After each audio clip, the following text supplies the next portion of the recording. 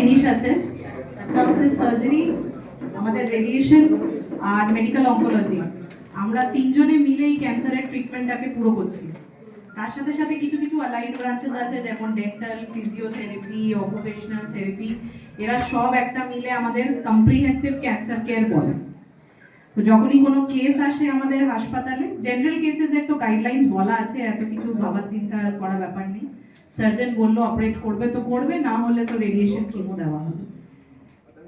কোনো complicated case হলে বা এমন যেখানে কিছু বোঝা যাচ্ছে না, বা যার গাইডলাইন্স একটু ডাইসি আছে, মানে এটাও করা যাবে সেটাও করা যাবে, তখন আমরা করি একটা মাল্টিডিসিপ্লিনারি অ্যাপ্রোচ। জয়েন্ট ক্লিনিক হয় আমাদের তিনজনের বসে, সেখানে তারপরে ট্রিটমেন্টটা ডিসাইড করা হয়। এবার রেডিয়েশন যেটা আছে, সার্জারি ওটাকে 3 ভাগে ডিভাইড করেছে। তো সার্জারি যদি আপনি যেটা টার্ম ইউজ করি নিও অ্যাডজুভেন্ট, মানে সার্জারির আগে যেটা আমি বললাম, অপারেট করতে পারছি না, ছোট করে আমরা পাঠাবো, ওর জন্য এইসব আছে, প্যানক্রিয়াসের টিউমার, ইসোফেগাস, এইগুলো আমরা করছি।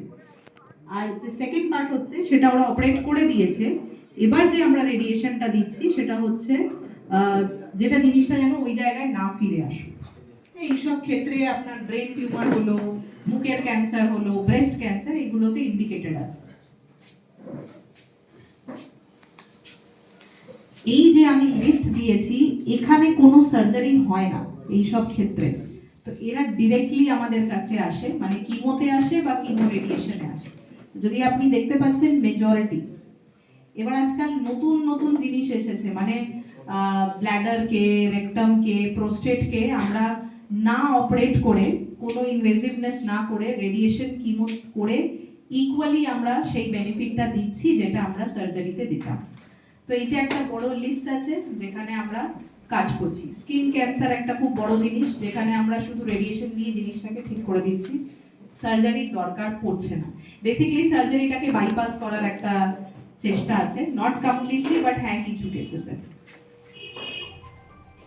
আর এটা হচ্ছে লাস্ট ইন্ডিকেশন, মানে কোনো পেশেন্ট 4th স্টেজে আছে, কোন একটা জায়গা থেকে ব্লিডিং হয়ে যাচ্ছে, তখন আমরা 2-3টে রেডিয়েশন দিলাম, ব্লিডিংটা পুরোপুরি বন্ধ হয়ে যায়।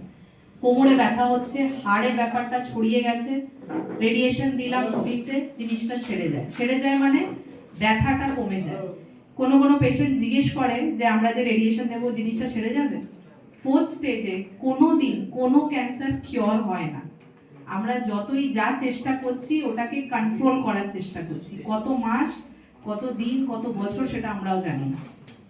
তো এই যত যা রেডিয়েশন বা কিমো, শুধু পেশেন্টের কোয়ালিটি অফ লাইফ, মানে যাতে ও নিজের বেসিক বাড়ির কাজকর্ম যা করতে পারে ওইটুকু করার চেষ্টা একটা করছি, যাতে ও বেড রিডেন না থাকে, আমাদের এটাই। এইটা আমাদের মেশিন আছে আরএনটেগরে, লেটেস্ট অ্যাডভান্সড মেশিন, তাতে কোনো নেই, মানে সবই কিছু করতে পারে। এইটা দিয়ে আমরা বেশিরভাগ কি অলমোস্ট সবই রেডিয়েশনের যা ট্রিটমেন্ট আছে করছি। তার সাথে সার্জারিতে এরা অনেক জায়গায় রোবোটিক্স, যেটা আজকাল নতুন ট্রেন্ড আছে, সব ঢুকিয়েছে। তো এটা দিয়ে গাইনি হোক, ইউরো হোক, সবাই সার্জারি করে আমাদেরকে পাঠাচ্ছে। তো যেটা আমি বলতে চাইছি, ক্যান্সারের যা ট্রিটমেন্ট 50 বছর আগে ছিল আর যেটা এখনে চেঞ্জ হয়েছে, সেটা হচ্ছে যে আমরা আগে যে টিউমার ট্রিট করতাম তার আশেপাশে অনেক জায়গা, মানে যদি সার্ভিক্স ট্রিট করছি, ব্ল্যাডার, রেকটাম, সব ডোজ খেয়ে পেশেন্ট পেছাপের রাস্তা থেকে রক্ত পাস করছে, পায়খানার রাস্তা থেকে রক্ত পাস করছে। কিন্তু একটা জিনিস এখন হয়েছে যে এই সব অ্যাডভান্সমেন্ট নিয়ে আমরা যে এই এত ব্ল্যাডার, এই এত রেকটাম, এটা সার্ভিক্স যদি আপনি ভাবেন, এই এত ব্ল্যাডার, এত রেকটাম ট্রিট করতাম, দিস ইজ 2020 পর। আমাদের যদি আপনি দেখতে পারেন কত মার্জিন আছে ব্ল্যাডার, রেকটামে, মিনিমাম সাইড ইফেক্টস, মানে না কোনো লেস দেন 5% সাইড ইফেক্টসে আমরা কাজ করছি এখন। সেই পেশেন্টগুলো যারা আমাদের কাছে আসে তারা অফিসও যায়, ইয়াং গার্লস, ব্রেস্ট ক্যান্সার, কলেজে যাচ্ছে, ট্রিটমেন্ট নিচ্ছে, আবার কলেজে যাচ্ছে, এমন কিছুই হচ্ছে না।